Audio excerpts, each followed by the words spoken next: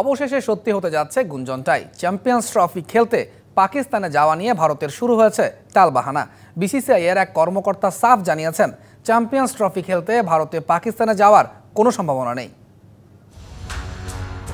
ক্রিকেটে ভারত পাকিস্তান নাটক নতুন কিছু নয়, তবে বারবারই ভারতের গোড়ামি আর পাকিস্তানের নমনীয়তায় লাভবান হয় ভারতই। পূর্বেও দেখা গেছে বহুবার, আসন্ন চ্যাম্পিয়ন্স ট্রফিতেও ঘটতে যাচ্ছে এমনটাই।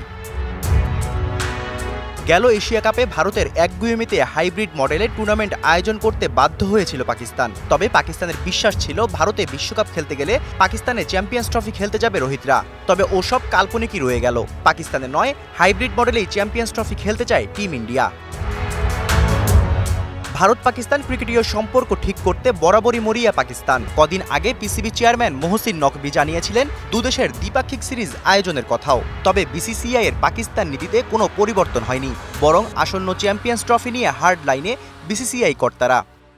দ্বিপাক্ষিক সিরিজের কথা ভুলে যান। 2025 সালের চ্যাম্পিয়ন্স ট্রফি খেলতেও পাকিস্তানে যাবে না ভারতীয় দল। স্থান পরিবর্তন বা হাইব্রিড মডেল যেভাবেই সুবিধা হবে সেভাবেই প্রতিযোগিতা আয়োজন করা হবে। এটি আইসিসি ইভেন্ট হলেও সরকারের সবুজ সংকেত ছাড়া আমাদের কিছুই করার নেই।